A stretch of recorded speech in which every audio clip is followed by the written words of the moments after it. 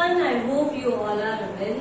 Students, इससे पहले हमने इस वीडियो से पहले हम डिस्कस कर चुके हैं अबाउट द फॉरेन एक्सचेंज की फॉरेक्स होता क्या है, क्या इम्पैक्ट्स पड़ते हैं हमारे डिमांड और सप्लाई के, फ्लेक्सिबल एक्सचेंज रेट सिस्टम किया हमने, फिक्स्ड एक्सचेंज रेट सिस्टम किया. Now we will discuss about the managed floating. Managed floating होता क्या है? जो हमने दो मेथड्स किए थे, फ्लेक्सिबल एक्सचेंज रेट सिस्टम जो हमने किया था और फिक्स्ड एक्सचेंज रेट सिस्टम, इसका कॉम्बिनेशन जब हम कर देते हैं, इसके कॉम्बिनेशन को बोलते हैं हम मैनेज्ड फ्लोटिंग. यानी कि वहां पर फ्लेक्सिबल एक्सचेंज रेट सिस्टम भी एप्लीकेबल होगा और फिक्स्ड एक्सचेंज रेट सिस्टम भी होगा. मींस कि डिमांड और सप्लाई फोर्सेस भी काम करेगी और गवर्नमेंट भी काम करेगी. डिसीजंस कौन लेगी? डिमांड एंड सप्लाई रूल भी लेगा और गवर्नमेंट और सेंट्रल बैंक भी लेगा. Flexible fixed exchange rate system हमने किया था कि जहां पर डिसीजंस कौन लेता है, डिटरमाइन कौन करता है? गवर्नमेंट. लेकिन जब भी हमने एक्सचेंज रेट के अंदर चेंजेस करने हैं तो वो चेंजेस कौन करता है? आरबीआई करता है, हमारा सेंट्रल बैंक करता है. तो मैनेज्ड फ्लोटिंग क्या होगा? It is a tool employed by the central bank. क्यों? क्योंकि मैंने बताया कि चेंजेस कौन करेगा? Central bank.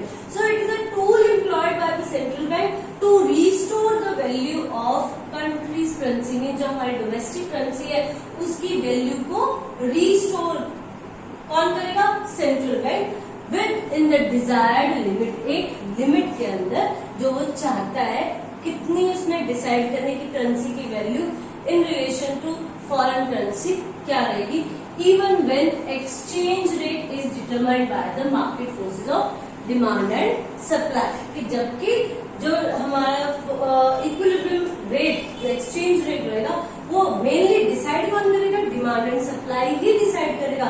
लेकिन अगर हमारा सेंट्रल बैंक को लगता है कि वो जो रेट, जो इक्विलिब्रियम रेट डिसाइड किया है फ्लेक्सिबल एक्सचेंज रेट सिस्टम में, उससे हमारी जो करेंसी, डोमेस्टिक करेंसी है, वो ज्यादा ही डेप्रिशिएट हो गई है, डीवैल्यूएट हो गई है, तो उसको क्या कर सकता है? इंटरफेरेंस करके वो इंक्रीज कर सकता है. कैसे?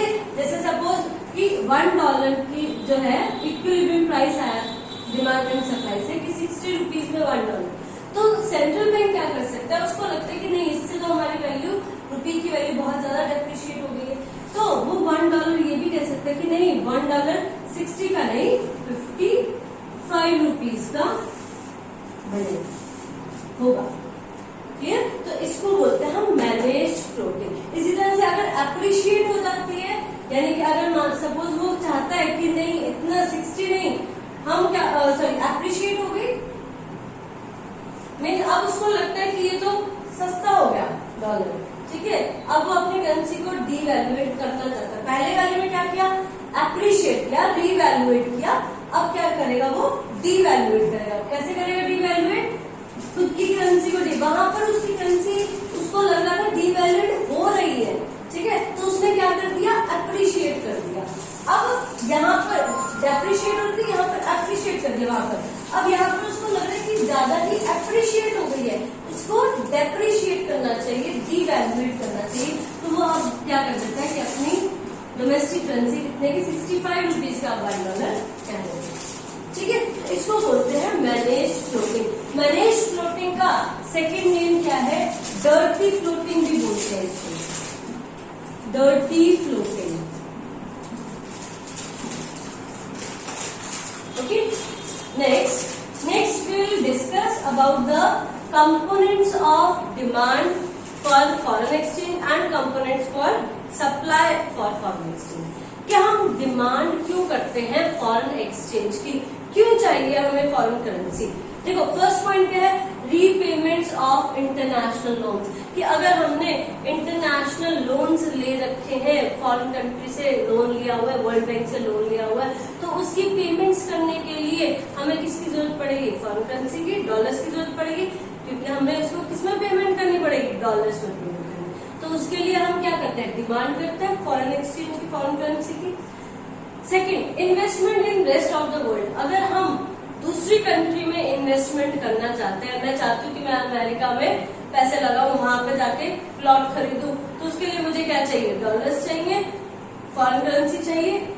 तो इन्वेस्टमेंट जो हम रेस्ट ऑफ द वर्ल्ड बाहर फॉरेन कंट्री में अगर इन्वेस्टमेंट करनी है तब उसके लिए भी हम क्या करते हैं, डिमांड करते हैं फॉरेन करेंसी। नेक्स्ट इंपोर्ट्स, बिल्कुल हम जब खरीद के लेके आएंगे सामान तो उनको पेमेंट्स करने के लिए भी तो हमें क्या चाहिए, फॉरेन करेंसी चाहिए। इंपोर्ट्स के लिए भी हमें किसकी चाहिए, जरूरत है फॉरेन करेंसी की। डायरेक्ट परचेज अब्रॉड, मैं घूमने गई हूँ न्यूजीलैंड या अमेरिका या कनाडा, वहां पर घूमने गई हूँ, अब वहां पर क्या मैं रुपीज देकर कोई चीज परचेज करके ला सकती हूँ, नहीं ला सकती। मुझे क्या करना पड़ेगा वहां पर कि मुझे तब भी किसकी जरूरत पड़ेगी, डॉलर्स की। पहले मैं यहाँ पर अपनी मनी को कन्वर्ट करवाऊंगी डॉलर्स में, फिर वो डॉलर्स लेके घूमने जाऊंगी और वहां पर डायरेक्ट परचेजेस करेंगे। सो उसके लिए भी हम क्या करते हैं, डिमांड करते हैं foreign exchange. Next grants and donations, बिल्कुल कि ग्रांट्स अगर हमें देने हैं, डोनेशन देनी है, तो वो भी हम किस में देते हैं, डॉलर्स में देते हैं। जैसे बांग्लादेश है, बांग्लादेश को अगर इंडिया ने डोनेशन दे दिए तो वो क्या करेगा, डॉलर्स के अंदर देगा, पेमेंट करेगा और फिर वो अपनी करेंसी में उसको कन्वर्ट करेंगे। लेकिन हमने किसके लिए, पहले हमें क्या करना पड़ेगा, उसके लिए डोनेशन के लिए फॉरेन करेंसी की जरूरत है ताकि हम फॉरेन करेंसी में उनको ग्रांट्स दे सके या डोनेशन दे सके। पेमेंट्स ऑफ इनकम, बिल्कुल कि अगर हमें फैक्टर पेमेंट्स देनी है, जो ये वेजेस है, सैलरीज है, वो हमें पेमेंट करनी है बाहर कंट्रीज में, तो वो भी हमें किस में करनी पड़ेगी, फॉरेन करेंसी में करनी पड़ेगी।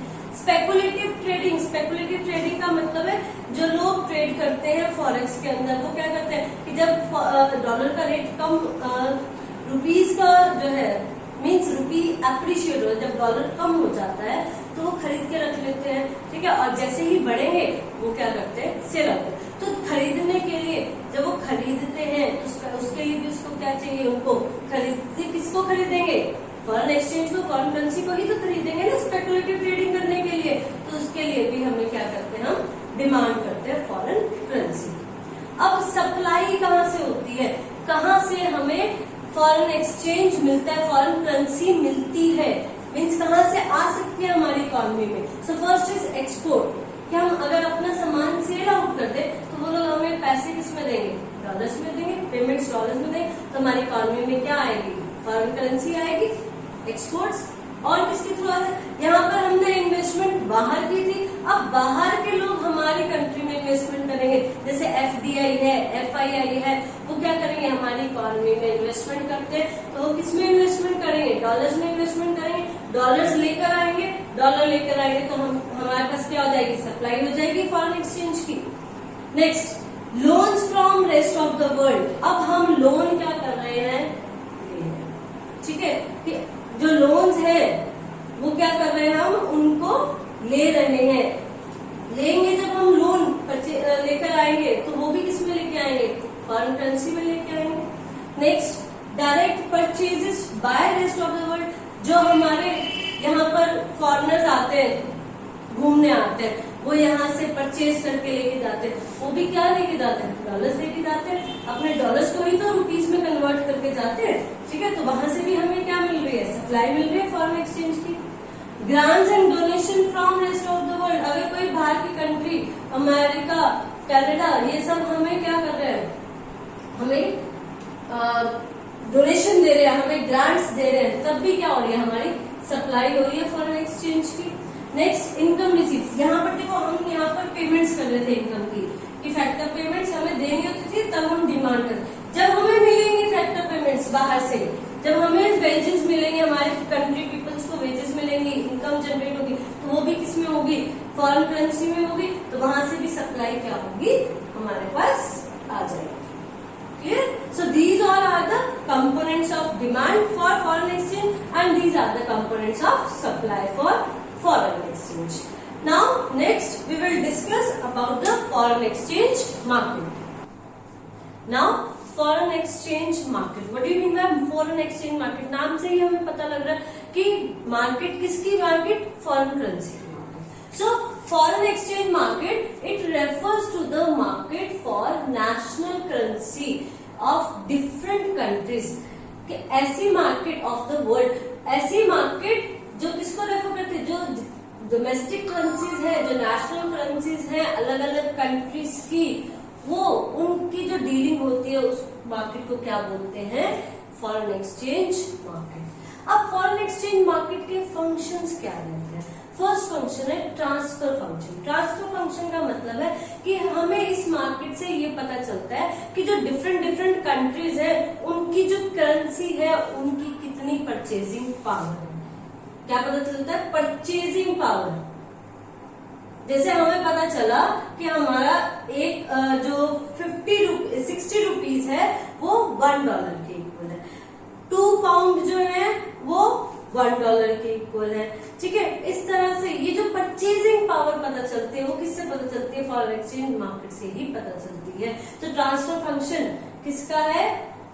फॉरेन एक्सचेंज मार्केट का। Next credit function. Credit function भी है कि जब हम एक्सपोर्ट करते हैं, इंपोर्ट्स करते हैं, उसमें सारी की सारी जो डिलीवरीज होती है, ट्रांजेक्शन होती है, कैश में तो नहीं होती, वो किसमें होती है? क्रेडिट में भी होती है। ठीक है, तो वो क्रेडिट फंक्शन इम्प्लाइज करने के लिए, उस क्रेडिट फंक्शन को चलाने के लिए वो फंक्शन भी किसका रहता है? मार्केट का, इसका फॉरेन एक्सचेंज मार्केट का, कि किस तरह से जो क्रेडिट है वो दे सकते हैं।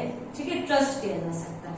Hedging function. हेजिंग फंक्शन है कि जो भी रिस्क रहता है मार्केट के अंदर, जैसे करेंसी का रिस्क कैसे रहता है कि डॉलर बढ़ गया, डॉलर कम हो गया, ये जो रिस्क है, इस रिस्क को कम करने के लिए, इस रिस्क से प्रोटेक्शन करने के लिए भी क्या रोल प्ले करती है? ये जो फंक्शन होता है, इसको बचाने के लिए कंज्यूमर को, जो प्रोड्यूसर है, जो बायर है, उसको बचाने का भी फंक्शन कौन करती है?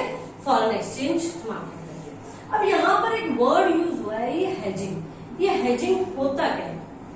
देखो यहाँ पे एक छोटा सा एग्जाम्पल लेते हैं। सपोज ये फार्मर्स है,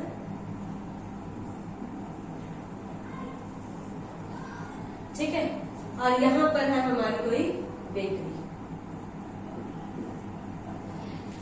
फार्मर्स ने राइस सेल आउट करना है, राइस की प्रोडक्शन में फार्मर्स की उन्होंने सेल आउट किया, तो वो सोच रहे हैं कि फ्यूचर के अंदर अभी कितना प्राइस, पहले अभी देख रहे हैं कि अभी जो है इसका प्राइस, राइस का प्राइस है 50 रुपीज पर केजी उनको मिल रहा है सेल करने पर। ठीक है, कितने रुपीज मिल रहा है? 50 रुपीज पर केजी उनको मिल रहा है। ये जो बेकरी वाला है इसको भी राइस की जरूरत पड़ती है। ठीक है, ये कहता है कि अभी है 50 रुपीज पर केजी, ठीक है, इसके लिए भी। अब फार्मर्स को ये डर है कि इन फ्यूचर जो ये रेट है राइस का वो क्या ना हो जाए, कम ना हो जाए, डाउन ना हो जाए। ठीक है, तो वो कहते हैं कि इनको ये डर रहता है कि कम ना हो जाए इनका रेट। बेकरी वाले को क्या डर रहता है कि 50 रुपीज, अभी तो 50 रुपीज में मिल रहा है, कहीं ये राइस का प्राइस बढ़ ना जाए, ठीक है, इंक्रीज ना हो जाए। तो ये जो इसको, फिर ये दोनों आपस में मिलते हैं, ये इससे कॉन्ट्रैक्ट करता है, ये इससे कॉन्ट्रैक्ट करता है, कहता है ये फार्मर कहता है ठीक है मैं 50 रुपीज पर केजी में आपको सेल करने के लिए रेडी हूँ, ये कहता है मैं भी खरीदने के लिए रेडी हूँ। डर और रिस्क दोनों को है, ये सोच रहा है कि मेरी जो ये प्राइस है वो कम ना हो जाए, और ये सोच रहा है कि मेरा प्राइस ज्यादा ना हो जाए। तो इन दोनों को क्या है, एक रिस्क ही तो है। ये रिस्क, इस रिस्क को कवर करने के लिए क्या कर रहे हैं, एक कॉन्ट्रैक्ट कर रहे हैं। इस कॉन्ट्रैक्ट के अंदर क्या लिखा जा रहा है कि ये 50 रुपीज का सेल कर रहा है और ये 50 रुपीज में परचेज कर रहा है। ठीक है, इसी को, ये जो रिस्क, अब क्या हुआ यहाँ पर, इस कॉन्ट्रैक्ट के होने से रिस्क जो था, जो इसको डर था कम होने का और इसको डर था बढ़ने का, वो रिस्क क्या हो गया, कवर हो गया, कम हो गया। अब इसको भी डर नहीं, अब चाहे कम भी हो जाए तो भी इसका जो राइस बिकेगा वो 50 रुपीज पर केजी का बिकेगा। इसके लिए अगर रेट बढ़ भी जाए तो भी इसके लिए मिलेगा कितने में, इसको 50 रुपीज पर केजी। तो यही जो कॉन्ट्रैक्ट हुआ है इसी को बोलते हैं हम हेजिंग, जो कि हमारा रिस्क क्या करता है, कवर करता है। So hedging means avoiding the risk of an adverse change in exchange rate by signing foreign exchange transaction for future delivery। ये याद रखना, हेजिंग किसके लिए होती है, फ्यूचर डिलीवरी में। फ्यूचर में अभी इसने सेल नहीं किया आपस में, अभी तो सिर्फ इन्होंने कॉन्ट्रैक्ट किया किया है, अब ये कॉन्ट्रैक्ट जब प्रोडक्शन आएगी जब देंगे तो वो इसी रेट पर ही देंगे। ठीक है, कि इसको रिस्क को क्या करता है हेजिंग, अवॉइड करता है। किससे अवॉइड करता है, जो एडवर्स चेंजेस ना हो जाए एक्सचेंज रेट में, किससे, by signing foreign exchange transaction, की ट्रांजैक्शन पर साइन करना। ठीक है, इसको बोलते हैं हम हेजिंग। अब देखो नेक्स्ट है कि operations of foreign exchange market क्या होता है। ऑपरेशंस कौन से होते हैं, दो ऑपरेशंस होते हैं, spot market and forward market. Spot market on the spot, हम क्या कहते हैं कि ऑन द स्पॉट अभी काम करके दिखाओ, यानी कि ऐसी मार्केट जहां पर ट्रांजैक्शन क्या हो रही है, ऑन द स्पॉट हो रही है, डेली ट्रांजैक्शन हो रही है। ये किससे कंसर्न है, डेली से, रोज की ट्रांजैक्शन हो रही है स्पॉट मार्केट में। ठीक है, और जबकि फॉरवर्ड मार्केट किससे कंसर्न है, फ्यूचर से। ये जो हेजिंग फंक्शन होगा ये किसमें होगा, फॉरवर्ड मार्केट में, फ्यूचर के, क्योंकि यहाँ पर डिलीवरी कब हो रही है, फ्यूचर में डिलीवरी हो रही है। लेकिन सपोर्ट मार्केट में कब हो रही है डिलीवरी, अभी की अभी हो रही है, डेली ट्रांजैक्शंस अगर हम बात करें तो वो आती है स्पॉट मार्केट में। और जब हम फ्यूचर की बात करते हैं कि फ्यूचर में कॉन्ट्रैक्ट हमने आज कर लिया, ठीक है, लेकिन डिलीवरीज ट्रांजैक्शंस कब होंगी, डिलीवरीज कब होंगी, फ्यूचर के अंदर। ठीक है, इसको बोलते हैं हम forward market. So this is all about your foreign exchange chapter. We have completed our chapter here.